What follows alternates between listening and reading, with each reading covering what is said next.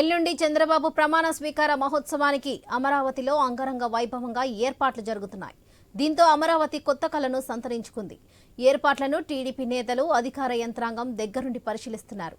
చంద్రబాబు ప్రమాణ స్వీకారానికి ప్రధాని, పలువురు సీఎంలు హాజరు కానున్నట్లుగా సమాచారం. అటు ప్రత్యేక దళాలతో భారీ బందోబస్తు ఏర్పాట్లు చేస్తున్నారు.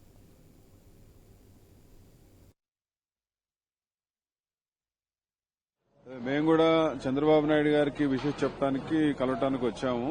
అరేంజ్మెంట్స్ కూడా చూద్దామని వచ్చాము. అరేంజ్మెంట్స్ చాలా శరవేగంగా జరుగుతూ ఉన్నాయి.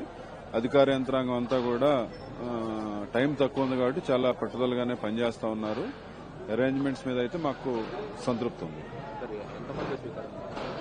అందరికీ ప్రమాణ స్వీకారానికి రావాలనే ఉంది కానీ మేమే, ఎందుకంటే ఇక్కడ ఈ ప్లేస్ ని బట్టి కానీ ఇంకోటి కానీ వచ్చిన వాళ్ళు ఇబ్బంది పడతారని చెప్పి ముఖ్య నాయకుల వరకే రమ్మని చెప్పి చెప్తా ఉన్నాం.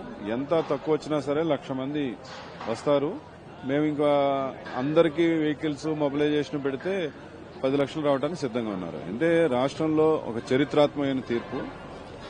1983లో అన్న నందమూరి తారక రామారావు పార్టీ పెట్టినప్పటి నుంచి ఈ రోజు వరకు కూడా తెలుగుదేశం పార్టీ హిస్టరీలోనే కాదు, ఆంధ్రప్రదేశ్ హిస్టరీలో ఒక బ్రహ్మాండమైనటువంటి విజయాన్ని ఆంధ్రప్రదేశ్ ప్రజానీకం ఇచ్చారు.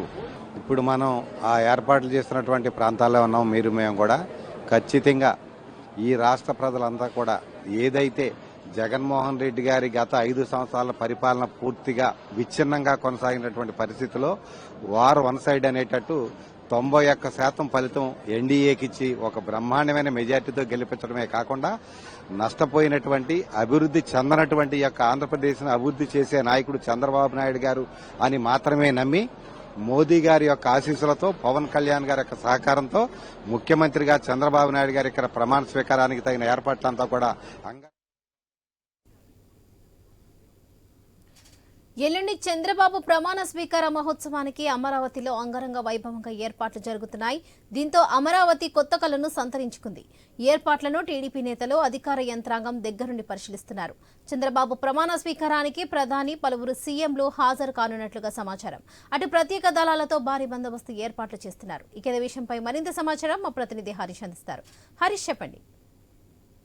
విజయవాడ శివారు గన్నవరం విమానాశ్రయం సమీపంలో ఉన్నటువంటి కేసరపల్లి గ్రామం వద్ద ప్రమాణ స్వీకారానికి భారీ ఎత్తున ఏర్పాట్లు చేస్తున్నారు. 11 ఎకరాల పైగా పెద్ద ఎత్తున స్థలంలో ఇప్పటికే స్టేజీ నిర్మాణం దాదాపుగా కొలికి వచ్చింది. 12వ తేదీనే కార్యక్రమం కావడంతో భారీ ఎత్తున ఏర్పాట్లు చేస్తున్నారు. ఇంకోవైపు భద్రతకు సంబంధించినటువంటి అంశాలపైన కూడా ప్రత్యేకంగా దృష్టి సారించారు.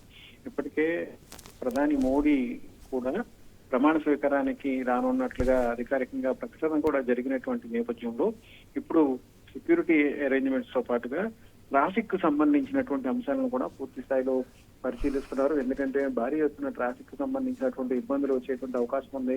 విజయవాడ చుట్టుపక్కల ప్రాంతం అంతా కూడా ట్రాఫిక్ తో నిండిపోయేటువంటి సిచ్యువేషన్ ఉంది. వాహనదారులకు తీవ్ర ఇబ్బందులు పడేటువంటి అవకాశం ఉంది. వీటిని దృష్టిలో పెట్టుకుని విజయవాడ శివారులో గన్నవరం ఎయిర్పోర్ట్ కు సమీపంలో, ఎందుకంటే గన్నవరం ఎయిర్పోర్ట్ లో స్పెషల్ ఫ్లైట్ లో మోడీ కావచ్చు, ఇతర విఐపీలు కానీ వచ్చిన తర్వాత వాళ్ళందరూ కూడా నేరుగా సభావేదిక వద్దకు రావడానికి, కేసరపల్లి రావడానికి చాలా ఈజీగా ఉంటుంది. ట్రాఫిక్ కూడా కొంతవరకు ఇబ్బందులు ఉండేటువంటి అవకాశం ఉండదు. కేవలం ఏలూరు నుంచి విజయవాడ వచ్చేటువంటి వాహనాలను కొంతవరకు డైవర్ట్ చేసి వాళ్ళకి ప్రత్యామ్నాయ మార్గాలు చూపిస్తే దాదాపుగా ట్రాఫిక్ సమస్య కూడా క్లియర్ అవుతుంది అన్నటువంటి ఒక ఉద్దేశంతో ముందు చూపుతూ అధికార యంత్రాంగం చర్యలు తీసుకుంటున్నారు. ఎందుకంటే సహజంగా ఇలాంటి భారీ కార్యక్రమాలు జరిగేటప్పుడు ట్రాఫిక్ ఇబ్బందులు పడటం, వాహనదారులు గంటలు పడి ట్రాఫిక్ లో రోడ్ల మీద ఉండేటువంటి నరకయాత్ర అనుభవించేటువంటి సిచ్యువేషన్స్ చూసాము.